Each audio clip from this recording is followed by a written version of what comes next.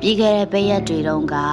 ကြောက်တံမြို့နယ်ပြည်လက်ခတ်ရွာမှာတည်ရှိတဲ့ပြည်လက်ခတ်ဘုရားကျောင်းကိုတွားရောက်လည်ပတ်ဖြစ်ခဲ့ပါတယ်။အရင်တော့ပေါ့နော်ပင်လယ်ကမ်းစပ်နာမှာရှိတဲ့ရွာမို့လို့ပင်လယ်ကမ်းစပ်ရွာလို့ခေါ်ကြရင်လည်းအချိန်ကာလရွေးလျော်ရတဲ့အချိန်မှာပင်လယ်ကမ်းစပ်ကနေ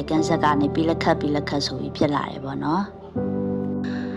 အဒီမှာမေတော်သားတော်ကျောင်းဆိုပြီးခေါ်ကြပါတယ်။စာတီမေတော်ကျောင်းရဲ့အရှင်ရှိပါဒါမှမဟုတ်အရှင်ရှိဝပေါ့နော်။အဲ့ဒီသားတော်ကျောင်းရဲ့ဆိုပြီးတော့ခေါ်ကြပါတယ်။ဒါပေမဲ့တကယ်တော့တမိုင်းကျောင်းလေးလာကြည့်ရမယ်ဆိုရင်တော့မေတော်သားတော်ဆိုတဲ့အခေါ်ကအနည်းငယ်မှားယွင်းနေတာပေါ့နော်။ဘာလို့လဲဆိုတော့စာတီမေတော်ကအရှင်ရှိဝရဲ့ဇနီးကျင်ရတော်ဖြစ်နေလို့ပါပဲ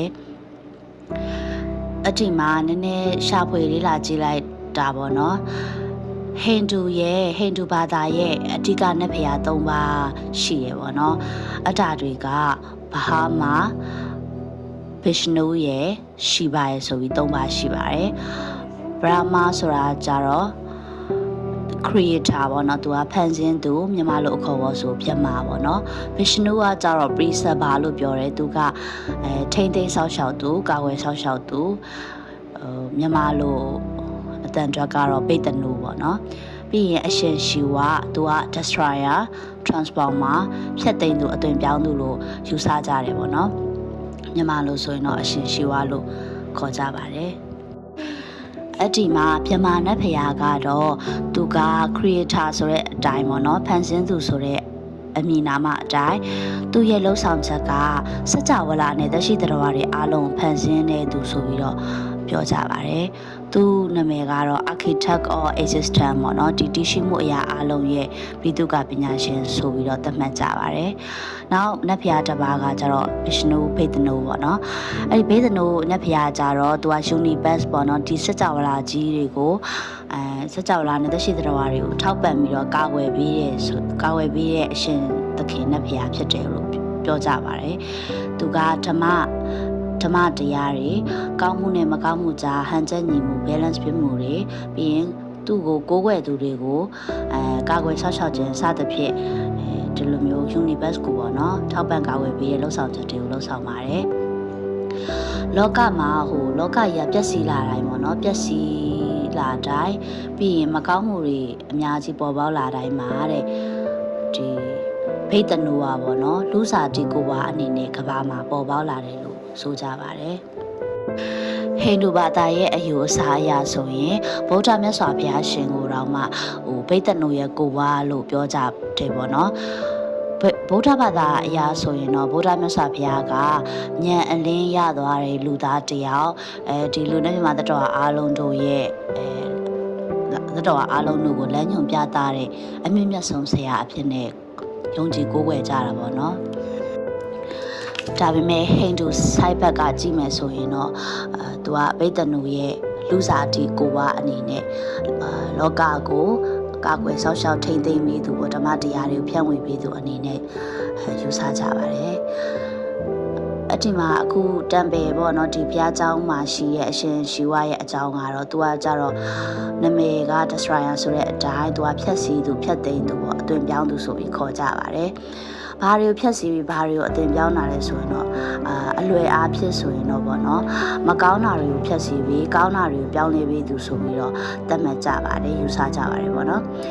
သူကအဆုံးသတ်ရမယ့်အရာတွေမကောင်းတဲ့အရာတွေကိုဖျက်ဆီးပေးတယ်ပြီးရင်ပြန်လဲအစားပြုရမယ့်အရာတွေကောင်းတဲ့အရာတွေကိုကောင်းတဲ့အရာတွေအဖြစ်အသွင်ပြောင်းပေးတယ်ပေါ့နော်အိုဟောင်းနေတဲ့မကောင်းတဲ့တန်တရားတွေအဝိဇ္ဇာအတ္တဒေါသအကျင့်ပြတ်ချစားမှုတွေဒုက္ခသောကစတာတွေကိုဖျက်ဆီးပေးတယ်ပေါ့နော်အတ္တိကနေအမှန်တရားပေါ်ပေါက်လာခြင်းအတိညာဉ်ကျေပြန့်လာခြင်းစိတ်ပိုင်းဆိုင်ရာကြည်လင်တန့်စင်ခြင်းလွတ်မြောက်ခြင်းတို့အဖြစ်နဲ့အသွင်ပြောင်းပေးတယ်ပေါ့နော်အဲ့ဒါကြောင့်မလို့သူကလောကီရေးရအရာဆိုရင်ပေါ့နော်ဒီလက်ရှိမှာပစ္စည်းပြောင်းနေတဲ့သူတွေအမှုအခင်းဖြစ်တဲ့သူတွေမတရားခံရတဲ့သူတွေဒီဘုရားကျောင်းမှာပေါ့နော်အရှင်ရှိပါကျောင်းမှာလာဆူတောင်းလို့ရှိရင်ဆူတောင်းပေးကြတယ်လို့ပြောကြတယ်ပေါ့နော်အဓိကတော့ကိုယ့်ဘက်ကတော့မှန်မှုလို့အပ်တာပေါ့နော်ကိုယ့်ဘက်ကတကယ်မတရားခံရတာတကယ်ပစ္စည်းပြောက်တာကိုယ့်ဘက်ကသာမှန်ကန်မယ်ဆိုလို့ရှိရင်ကိုယ့်ရဲ့ယုံကြည်မှုနဲ့ဆူတောင်းမှုတွေရတယ်ပြေဝပြီးတော့ကိစ္စတွေပြင်းမြောက်တယ်လို့ပြောကြပါတယ် အတိအမှုခင်ကိစ္စတွေအပြင်ပေါ့နော်ကျမ်းမာရေးပညာရေးအတွက်တွေလည်းလာဆူတောင်းကြပါတယ်ပြီးရင်တချို့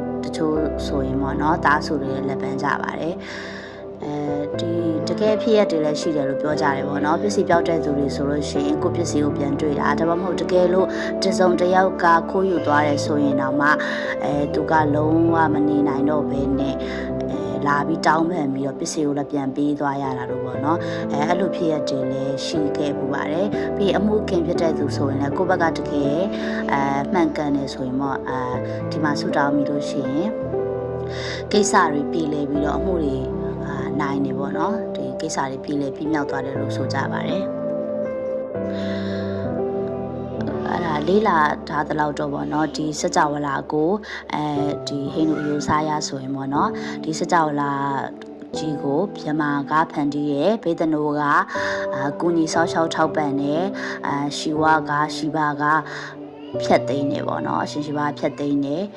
ဒီလိုနဲ့ပဲစကြဝဠာတန်တရားကအဆုံးမရှိလဲပတ်နေတယ်ပေါ့နော်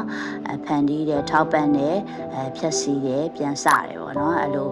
လိုနဲ့ပဲစကြဝဠာတန်တရားကြီးအဆုံးမရှိလဲပတ်နေတယ်လို့ပြောကြပါတယ်တငယ်ချင်းတို့လည်းအချိန်ရရင်တွားရောက်လေပတ်ဆူတောင်းလို့ရပါတယ်ပြောရတဲ့ထဲမှာပေါ့နော်မာယွန်းတာပဲဖြစ်ဖြစ်အကြံပြုချင်တာပဲဖြစ်ဖြစ်ရှိခဲ့ရင်လည်းထောက်ပြချာရှိခဲ့ရင်လည်း comment မှာရေးသားပေးကြပါဦးတငယ်ချင်းတို့ရေအားလုံးကျေးဇူးတင်ပါတယ်ရှင်